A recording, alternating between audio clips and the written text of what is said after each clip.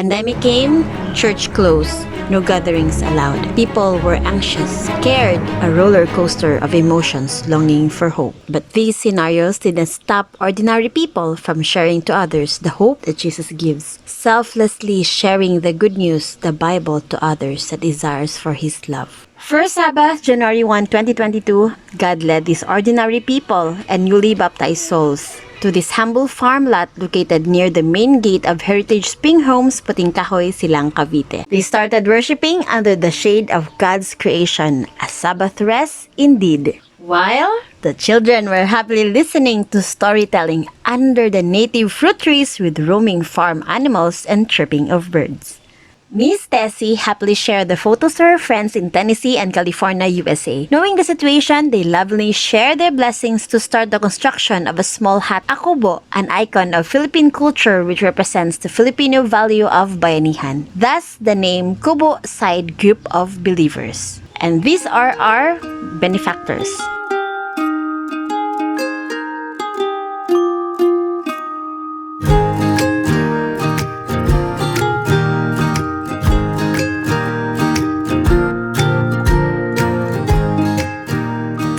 March 2022, the humble donations were used to buy construction materials to build the church, including bathroom and benches. The construction started through bayanihan.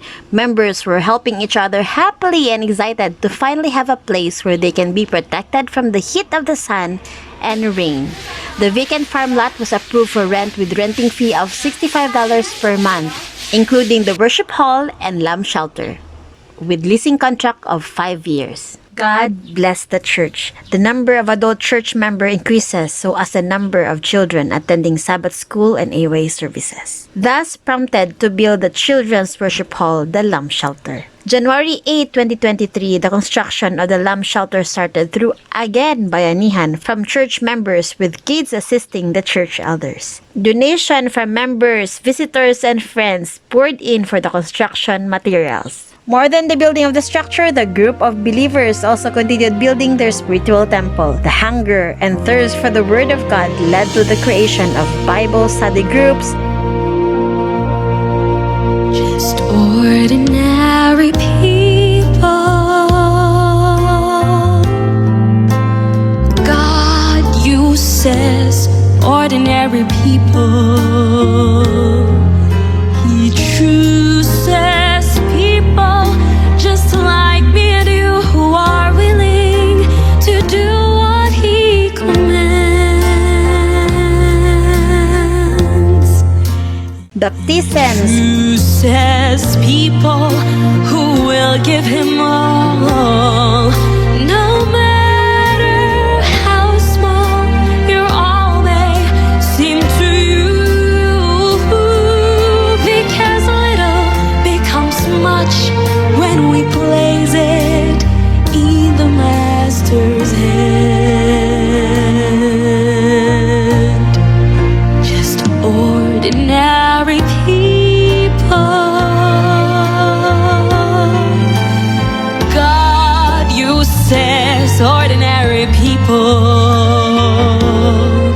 He chooses people just like me and you who are willing to do what He commands.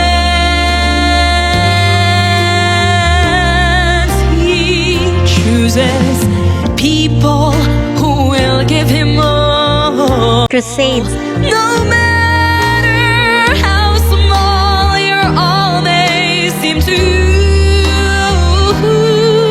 because little becomes much when we place it in the Master's hands.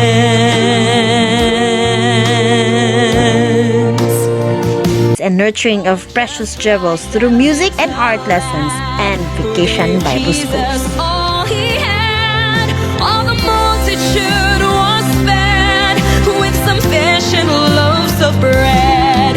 What you have may not seem much, but when you give it to the touch of the Master's loving hand, then you will understand how your life will never be the same. Aside from spiritual growth, mental growth was also exercised every Sabbath afternoon as part of the AWay program. Bible quiz starting from the book of Genesis with 2 chapters per Sabbath were given as an assignment for Bible study. Prizes were sponsored by each family every month. To build a strong social relationship between members, social night, beach outing, and field trip activities, to name a few. Food sharing every Sabbath afternoon is our way of celebrating God's goodness throughout the week. This is also our way to encourage members as well as visitors to stay up until AY service. December 17, 2022, under the Cavite Mission Praise Program and Ordination Ceremony held in Philippine International Church, Miss Tessie, one of our church elder, was recognized for her outstanding performance in disciplining souls for Christ and commitment to the total membership involvement. Fast forward to 1 year later, the Kubo side group of believers prepare for its first year anniversary.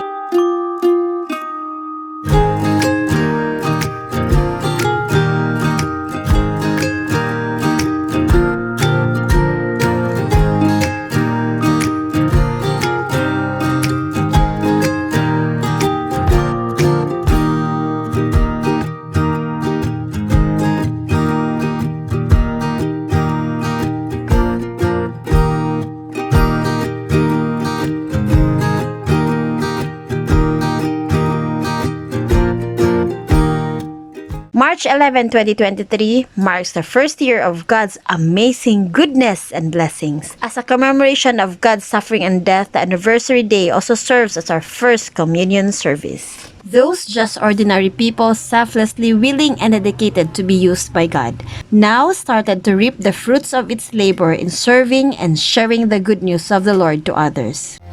Just ordinary people. My God uses ordinary people. He chooses people just like me and you who are willing to do what He commands.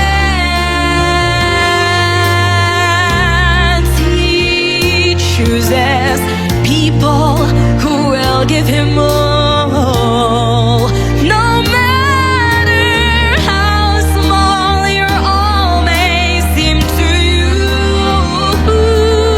because little becomes much when we place it in the Master's hands, because little becomes much when we place it in the Master's hands.